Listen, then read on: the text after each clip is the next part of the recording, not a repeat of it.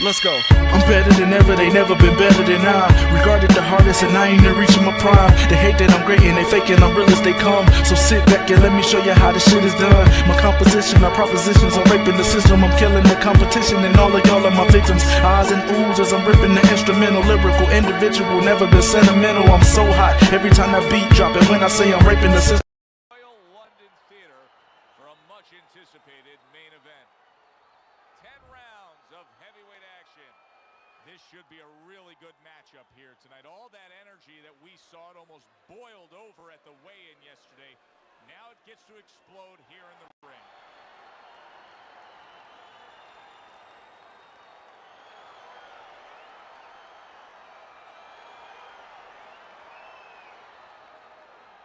All right, fellas, let's have a good clean fight. Touch them up and let's go.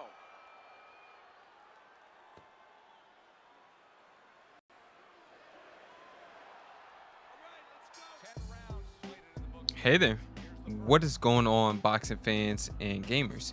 It's your boy Fight Night's Finest, the Sophie commentator, coming back at you with another Fight Night Champion online ranked match. Got myself playing as Joe Louis in this one, going up against a Muhammad Ali player. Not the greatest Ali player in the world, and this is not the longest video in the world, not the longest fight in the world, but nevertheless, there's always something to take away within every match. Because, as I always say, you should be playing for your next move and your next move only. Playing to get better and to improve your game. So the theme, or the objective I should say, for this match up, if you will, is to get on the inside and to pressure the opponent without taking as much punishment. Now, the main thing here that we're always doing is the skill I like to call counting, which is pretty much what it sounds like. You count the number of punches you land versus the number of punches your opponent lands. And there's two types of scoring, in my opinion. There's scoring shots, and then there is effective shots. Scoring shots are jabs to the head and any type of body shot. And then you got effective shots, which is headshots, and then power shots, counter shots, all those type of things, or fall under the category of effective shots. So with enough scoring shots, you can equal a effective shot. I like to say 3-to-1 ratio. I have no definite proof of this. This is just my own scoring rubric. But the main thing here was to hit and not get hit, but at the same time try to hit my opponent or try to back them up into the ropes so that we can do what we're doing here. Land combinations, attack as effectively as possible. And when you're using a bunch of head movement and you're not pump blocking, you just open yourself up to a bunch of combinations. Somebody please teach that man some defense as he goes down for the first time tonight. Round number 1, already on the floor. And I always tell people, you gotta stop using that head movement. There's 3 lines of defense in this game. Your feet is always the first line of defense, playing within range, trying to utilize range to make your opponent miss, and you can step in and hit clean combinations like that left hook that just landed there. Double left hook, or jab uppercut. You can go with a low jab straight, maybe a double jab, one upstairs, one downstairs. You pick your poison, you choose your weapon, right? That's the first line of defense, is range. That's going to open up many opportunities for you offensively and then defensively. And then second, afterwards, you got your side steps, which is also part of your feet. So you can look at that as version 1.5. And then you got blocking. Your pump block, your defensive block. You just sitting here blocking punches. And every once in a while, as long as you know you ain't going to be taxing yourself to the point where the IRS has to come and claim your 100% to 90% stamina bar, you can use some head movement.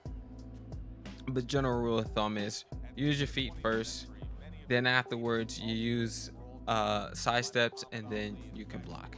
So that's what we're doing here, is we're trying to get onto the inside using our longest range punches, both the jab and the straight, stepping in so that we can either dodge a punch or we can get in close range to where we can use our hooks and our uppercuts, because that's what you should be trying to use on the inside anyway.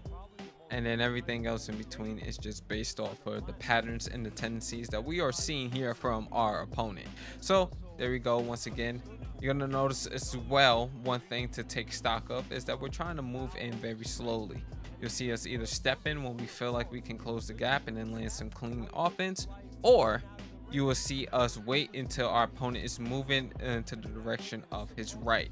When he goes to his right, we're able to cut off the ring and able to land combinations successfully. Another thing is you want to poke and prod until you get him into good ring positioning. This is the purpose of trying to apply pressure. So you slow walk, you step in when you can, use your jabs and your straights sometimes to lunge in if you have to. The only danger with that is you are able to be countered. And then when you get enough counters, either you're going to the floor or your opponent's going to constantly be able to be on the outside and just pick you apart all day. And that is not what we want. But in the case when you are trying to get onto the inside, you do what we do here.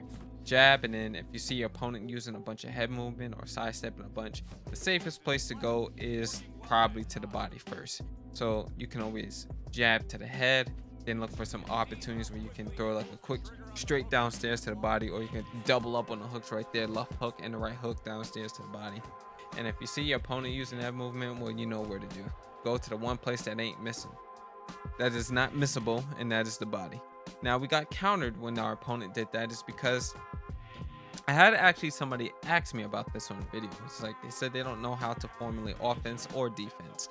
And the main thing you have to consider is what is the opponent's offensive pattern and what is his defensive pattern. If he's moving his head a bunch, well, you might as well go downstairs to the body, right? This way you can avoid being countered, and then you have a pretty good shot, or a pretty good chance, high percentage chance of landing a shot on the opponent. Or you can create some offense like I did there by bobbing and weaving in, maybe stepping out, stepping to the side, and creating a counter opportunity to off your opponent's miss by reading his timing.